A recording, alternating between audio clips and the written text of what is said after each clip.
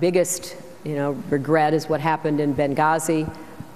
It was a terrible tragedy, losing 4 Americans, 2 diplomats, and now it's public, so I can say 2 CIA operatives. Now that, of course, was former Secretary of State Hillary Clinton finally admitting her biggest regret, and that being the deadly terror attack in Benghazi. So why the shift from her infamous line, "What difference does it make?" As we continue, conservative senators Ted Cruz and Rand Paul, she did say, "What difference does it make?" And there was a request for security beforehand that was denied. We were told that during the attack nobody helped, and then after we got a big lie. Right. I think the one thing is that the American people want a commander-in-chief who will send reinforcements. We don't want a commander-in-chief who's not going to protect our ambassador, not to provide security, and when asked imminently for help, not to send reinforcements. So I think it really precludes her even from being considered in 2016. And she really should apologize, frankly, and accept responsibility for the debacle. She says, "Oh, I didn't read the cables." Why didn't she read the cables? That's absolutely her responsibility. When an ambassador's pleading for help, why didn't she send help? Why didn't they send the security ahead of time? Yeah, that's exactly the question. It's a very good question. And, she says that's her biggest regret. All right, we can believe that. We can take that at face value. But talk's cheap. If it's really her biggest regret, then she should join in calling for a joint select committee in Congress to investigate what happened in Benghazi. We don't know why nothing was done in response to the multiple reports of terrorist activities. We don't know why the State Department repeatedly turned down requests for additional security. We don't know why there were not military assets in place to save those 4 brave Americans. And we don't know why nobody has been held accountable, nobody at the State Department, and none of the terrorists who carried out this terrorist attack have been brought to justice. And so I'm sorry, Sean, you've got 2 kids. Mm-hmm. If your kids are fighting and one says they're sorry, sorry is not just saying it, it's making it right. It's fixing what it is you're doing. If she wants to say she's sorry, it's just like President Obama when he said to the 5 million people who've lost their health insurance because of Obamacare, "I'm sorry." If you're really sorry, that was the most stunning thing last night, that he speaks for over an hour and says not a word. If you like your plan, you can keep your plan, Senator. If you like it, Doctor, you can keep it, and you're going to save $2,500 a year. I remember those promises. Yep. But back to Hillary. Did she say this because she wants to run for president? And do you think there's a political calculation? It seems with the Clintons almost everything they do is political. But I like to give people the benefit of the doubt. She can demonstrate that regret is sincere by standing up and saying, "We need to get to the truth. We owe it to the American people. Let's have a joint select committee. Let's find out the answers." I'll tell you, it was striking that Gregory Hicks, the Deputy Chief of Mission, career Foreign Service officer, testified before Congress that he got a call from Cheryl Mills, Hillary Clinton's top political aide, telling him, "Don't speak to Congress, don't speak to the press, don't tell anyone what happened. You know what?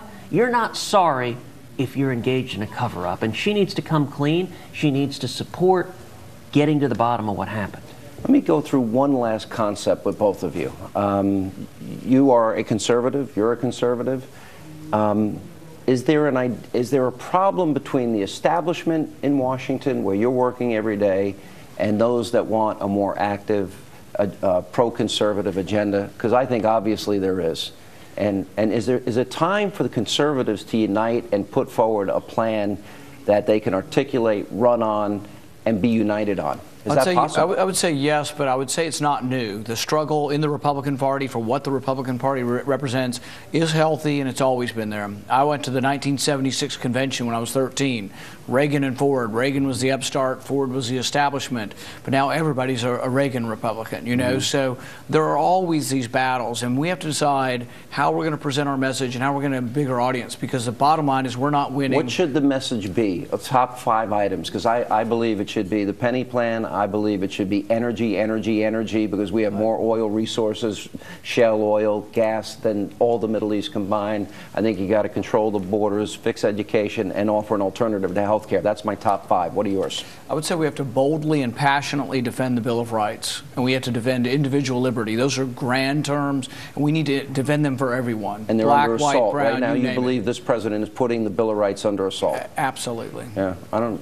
Look, I think Rand's exactly right. You know, if you look at, he mentioned 1976, Reagan took on Gerald Ford, a sitting Republican president, and it's interestingly enough, all of the voices of Washington said he's this crazy cowboy, he's destroying the party, it's terrible.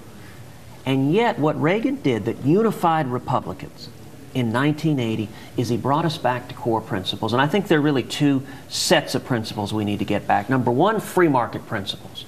And number 2, the Constitution. Those have been the foundations that have led to opportunity and prosperity. What are the items that you say to the American people, if elected, will accomplish this, this, and this?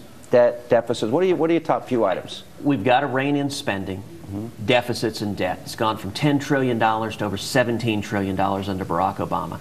We've got to bring back economic growth and jobs. You mentioned energy. We should be having and can have an American energy renaissance by, number 1, preventing all of these job-killing regulations, getting out of the way and letting us develop our natural resources, but even more so, opening up federal lands. Can you imagine if the federal government wasn't just stopping what was going on, but was actively setting an environment? The president bragged about it last night, right? Yeah, think about the one thing in our economy is thriving, oil and gas, but what was his proposal for it? To raise taxes on oil and gas. That's the absolute opposite of what we need to be doing. Oil and gas is creating most of the momentum in job creation. It's great. We are becoming more energy independent because of that. So what does he want to do? He wants to punish them and tax them and somehow take away their business expenses. Isn't it all on private land? Isn't it North Dakota a private land expansion? Middle of Texas, a private land? He's responsible for 0. He's done nothing to help it. Leases have gone down 50%. In fact, he wants to punish oil and gas by raising the taxes. Well, you and I were talking last night about how in North Dakota,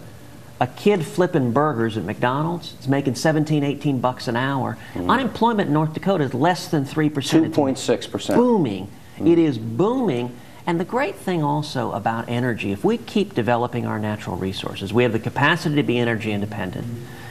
It makes the world a safer place because we're not dependent on countries in the Middle East whose values are very different from our own. But it also has the potential to bring back manufacturing jobs, bring back steel, bring back the sort of jobs where people could go and work an honest day's work and compete with China, not based on low-cost energy. Lord knows we don't want to do that. But here's what Obama doesn't understand. Last word, go ahead. You know, here's what Obama doesn't understand. Money goes where it's welcome. Why is money going overseas? Why are jobs going overseas? Our taxes are too high. Our corporate rate is twice what Canada's is. We have to lower our taxes. But where is he leading on this? He wants revenue-neutral tax reform or whatever at the best. That's not going to help anybody. We've got to lower taxes and bring money back home from overseas. Last question. Will both of you campaign for even against sitting senators if you think a better candidate is running? Real quick. I'm going to stay out of races with incumbents. And I likely am going to do the same. Okay. Guys, good to see you both. Thanks for joining us. Appreciate it. Thank you, Senator. Thank you, Senator.